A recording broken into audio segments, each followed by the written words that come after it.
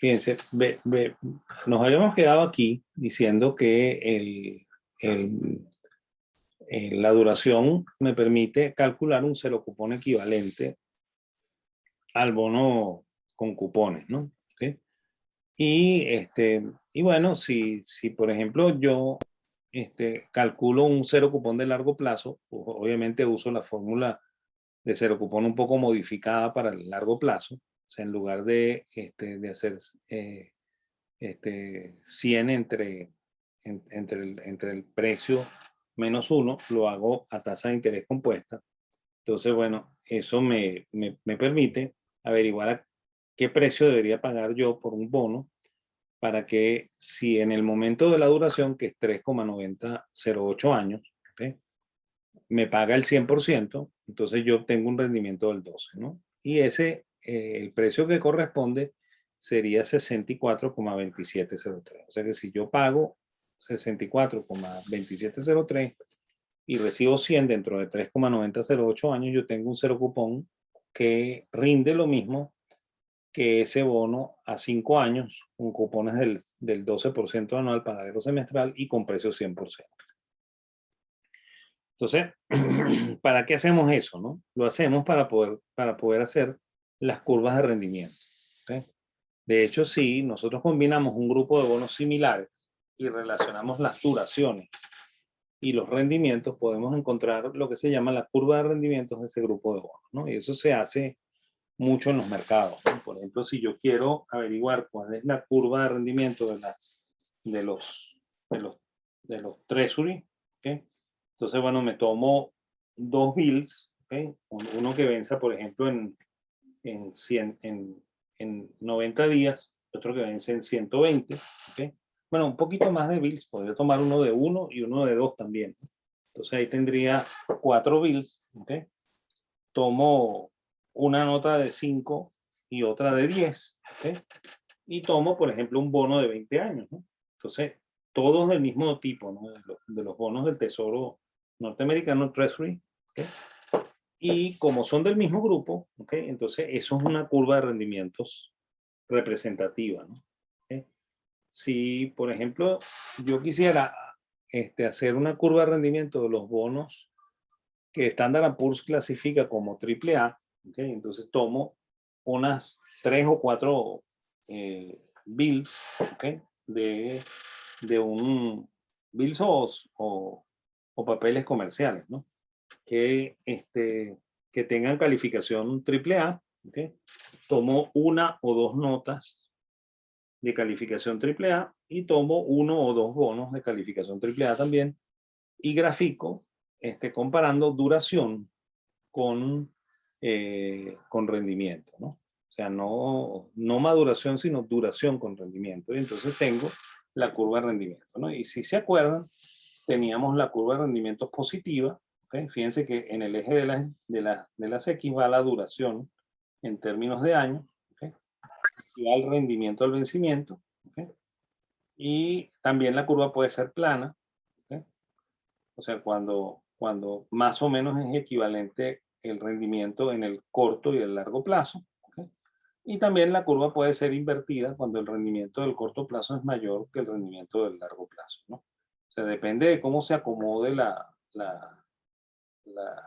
figura geométrica. Esto podría ser una curva de rendimiento positiva, una curva de rendimiento plana o una curva de rendimiento invertida, que nosotros la vimos cuando hablamos un poco del ciclo, ¿no? Y hablamos del comportamiento, ¿no?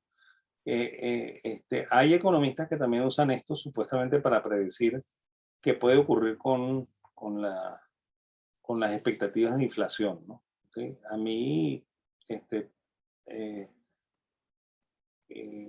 me parece que esto reacciona eh, eh, un poco tardíamente a las expectativas de inflación, ¿no? Yo creo que sirve más para evaluar lo que puede pasar con el ciclo que lo que puede pasar con las expectativas de inflación. Pero bueno, ¿okay? Sin embargo, hay bonos, ¿okay?, que no son bullet, ¿okay?, que pagan el capital en pagos, en pagos fraccionados, ¿no? Entonces, esos bonos normalmente se llaman en los mercados internacionales sinking fund, ¿okay?, o fondos movibles, ¿no? Ese es la traducción de eso, ¿no?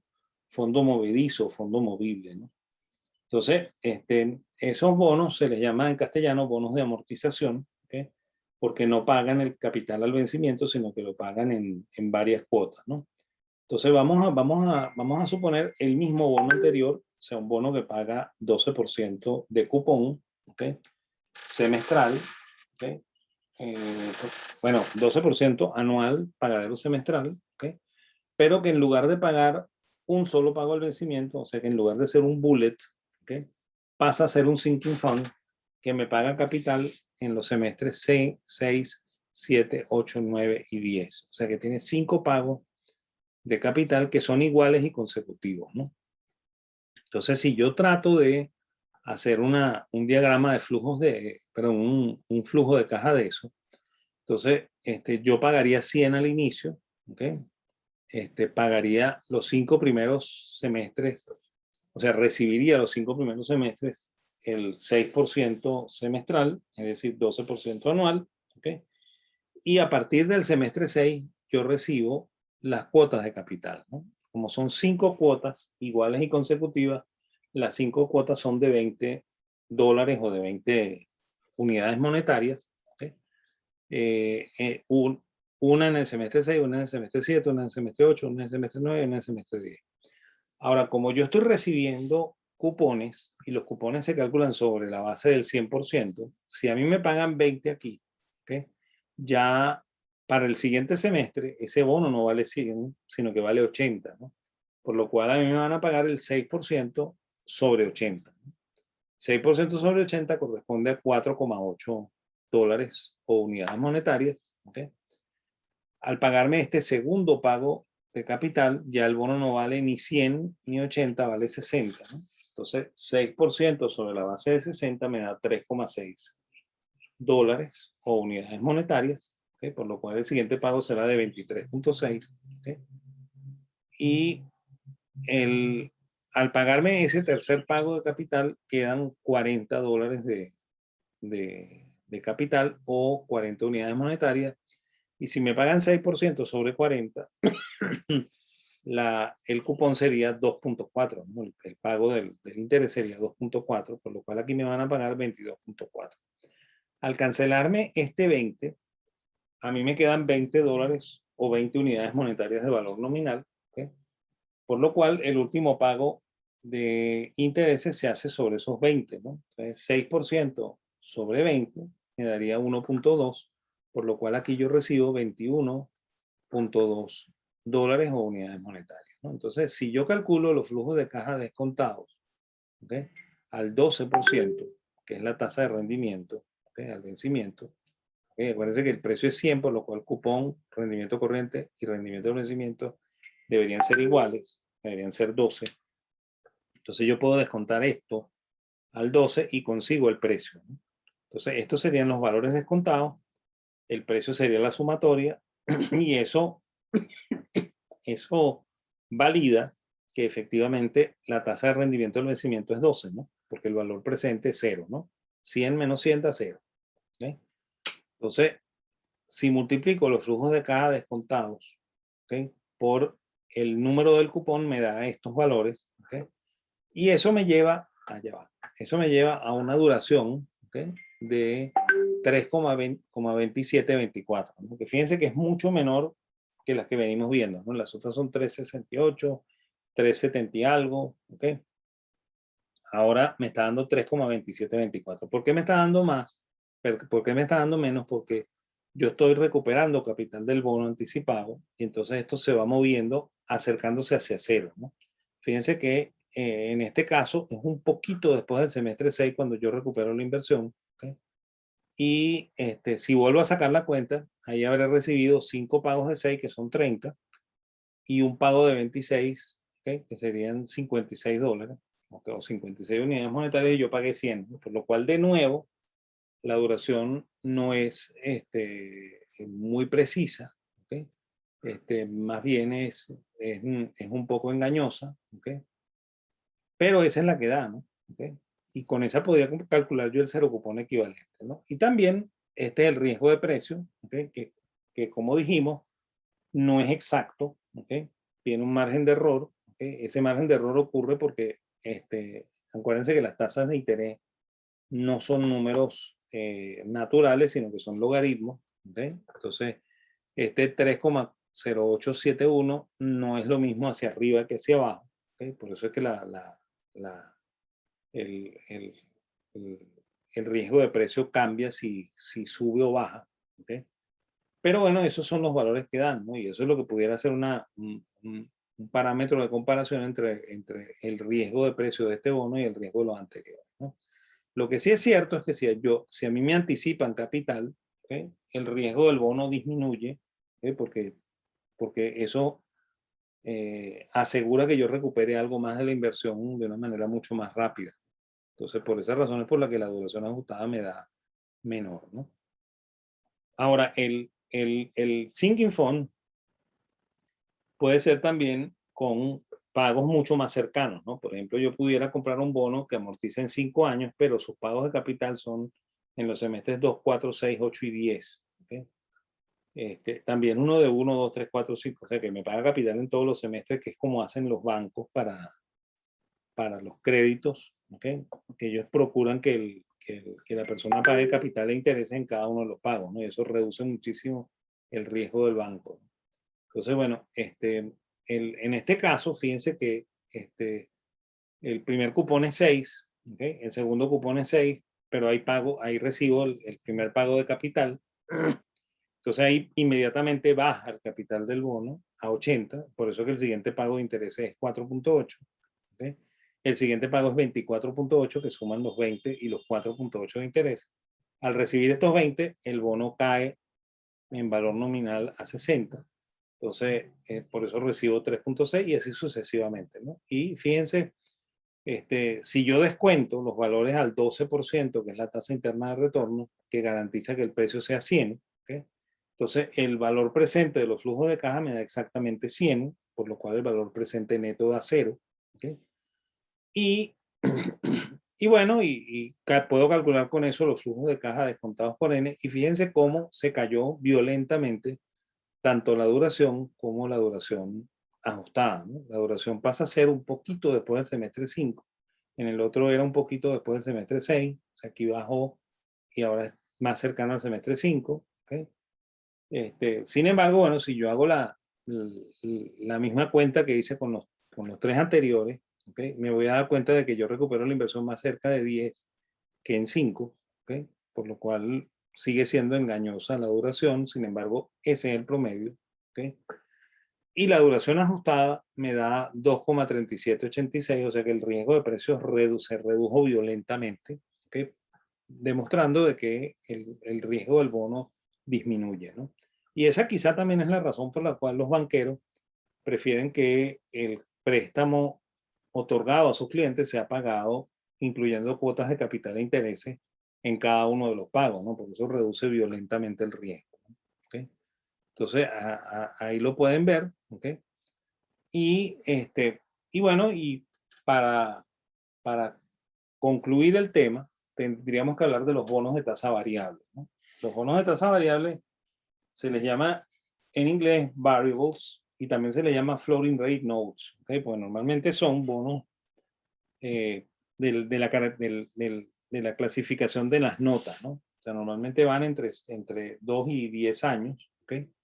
Eso no es excluyente, o sea, puede haber un bono de tasa variable bill y también puede haber un bono de tasa variable bono, ¿okay? Sin embargo, lo más frecuente es que sean floating rate notes, ¿okay? O sea, que sean notas, ¿okay? Y bueno, y esto nos dice que en los mercados hay unos bonos de tasa de interés variable, que los gringos lo llaman así variables, ¿okay? Y esos recalculan sus cupones de acuerdo a una fórmula predeterminada, ¿no? Esa fórmula, en teoría, permite que el interés del bono se mantenga dentro de los rangos del mercado, ¿okay? Por ejemplo, una fórmula pudiera ser la tasa que resultó de los rendimientos promedio de la última subasta de bonos del tesoro, más 2 puntos o más 3 puntos, porque este bono es un bono AA o AAA o B, ¿okay? y hay que agregarle una prima, ¿no? Entonces, si eso ocurre, los flujos son indeterminados, ¿ok? Porque yo no sé cuánto voy a recibir en los semestres que siguen, ¿no? O sea, normalmente el bono se recalcula los cupones cuando está a punto de vencer el bono anterior, ¿no? Entonces, por ejemplo, cuando faltan 2 meses para que me paguen el cupón que está vigente, ¿okay? Me dicen a mí, 2 meses, no, 2 semanas antes de que el cupón me lo paguen, me dicen que para el siguiente cupón la tasa va a ser tanto.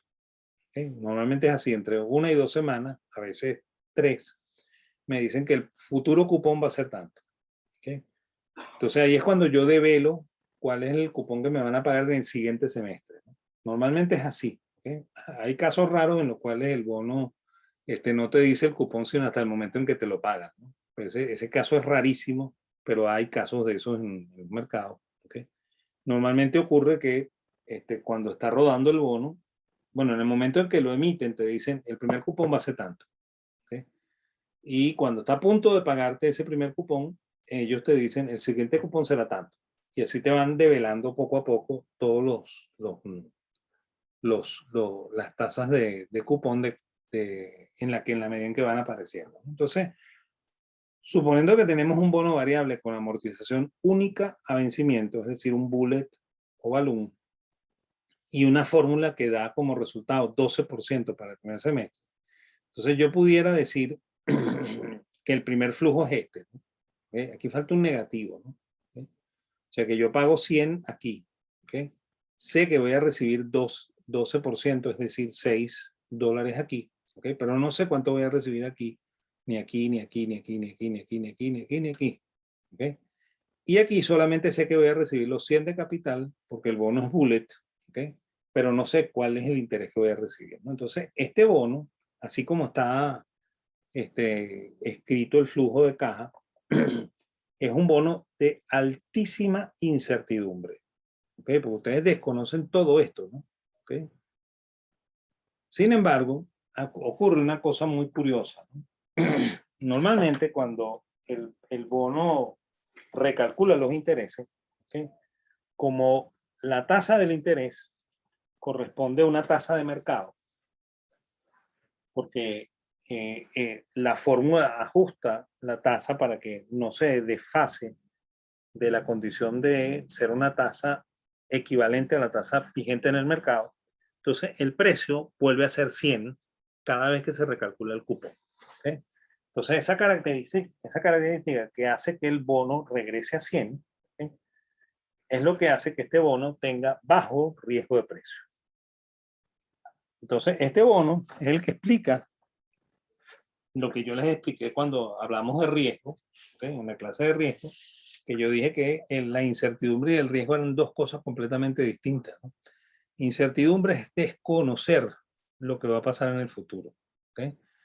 Riesgo es, es disminuir o aumentar la probabilidad de ganancia o pérdida en una determinada inversión, ¿no? Entonces, este bono que tiene altísima incertidumbre redujo su riesgo de precio porque el precio cada semestre regresa 100%, aunque yo desconozca cuáles son los flujos que voy a recibir. Entonces, en este bono se explica perfectamente que ambas cosas son completamente distintas, ¿no? ¿Okay? Y que no pueden ser confundidas. ¿Okay? Entonces, bueno, y como conclusión, podemos decir que los bonos son siempre contratos a tiempo determinado con flujos previsibles en términos de tiempo y a veces en términos monetarios, ¿no? Acuérdense que el bono de tasa de interés variable me permite predecir el tiempo, pero no me permite predecir el monto, ¿no? ¿Okay? Los precios y los rendimientos se mueven siempre en sentido inverso. ¿Okay? Y si los cupones son fijos, podemos afirmar que cuando el precio es mayor que 100, ¿okay? El cupón debe ser mayor que la tasa de rendimiento corriente y la tasa de rendimiento del vencimiento. ¿Okay? Cuando el precio es 100, las tres tasas son iguales. ¿Okay? Y cuando el precio es menor que 100, entonces el cupón es la menor de las tasas. La siguiente es la tasa de rendimiento corriente y la mayor de las tasas es la tasa de rendimiento del vencimiento, ¿no? Y que la duración y la duración ajustada van en sentido directo con el plazo de la maduración y en sentido inverso con la tasa de rendimiento. ¿Okay? Eso es lo que podríamos decir de los bonos, ¿no? ¿Okay? Entonces, bueno, yo creo que ahí estamos listos, ¿no? ¿Okay? Entonces yo